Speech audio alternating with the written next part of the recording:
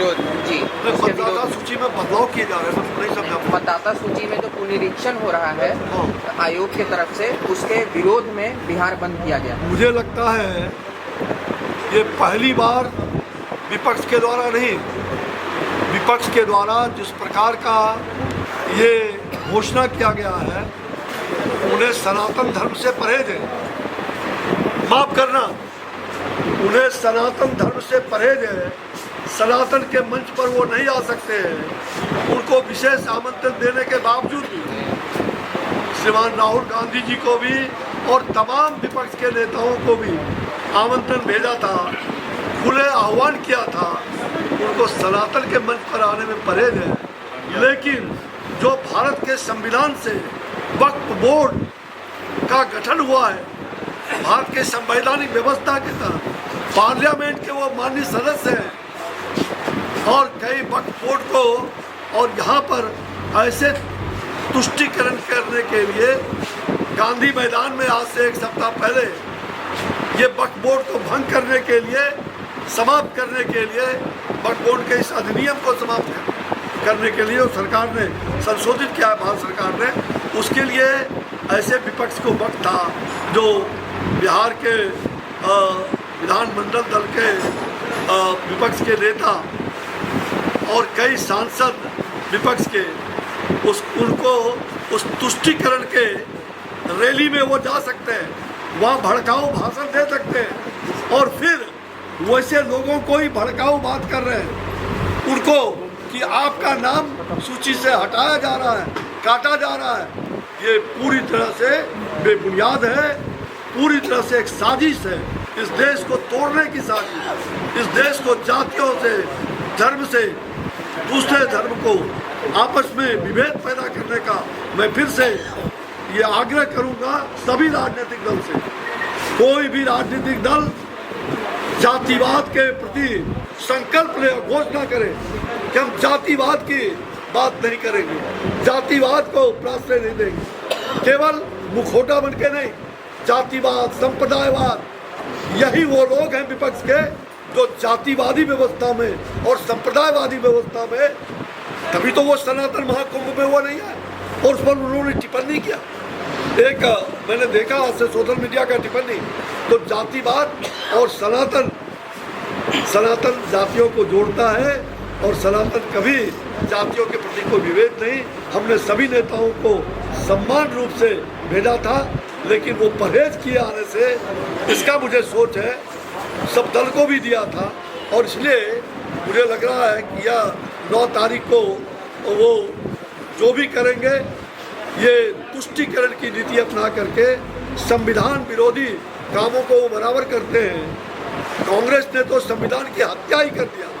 हम उसके पहरेदार हैं, लोकतंत्र के पहरेदार मैं हूँ।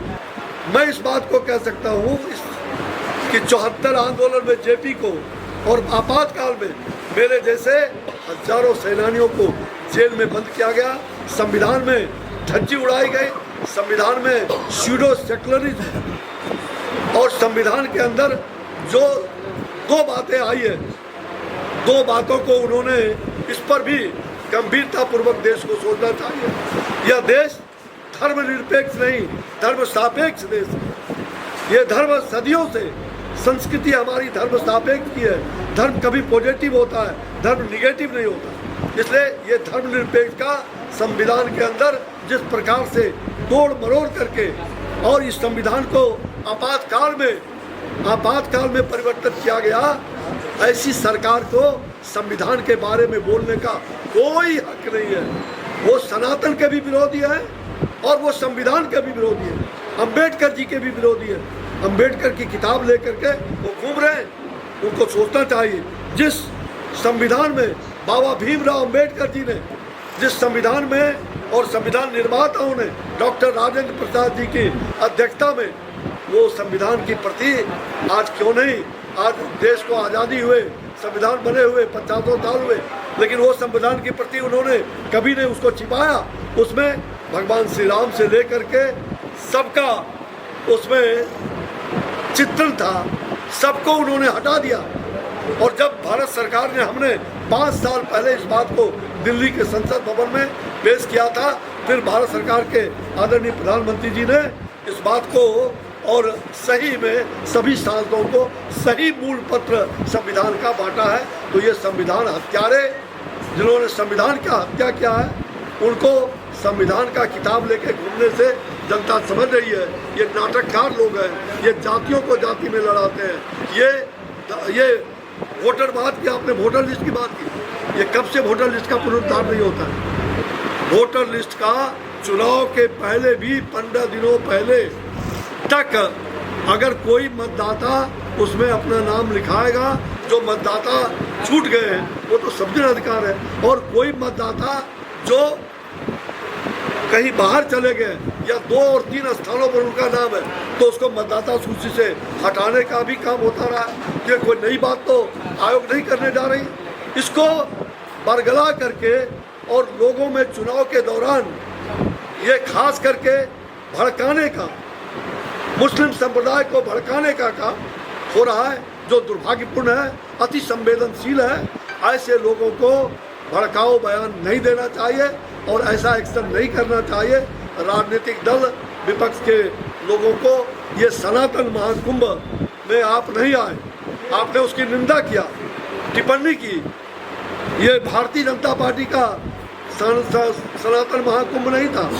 ये सनातन महाकुंभ कोई आज से नहीं था कि चुनाव के बीच में करा।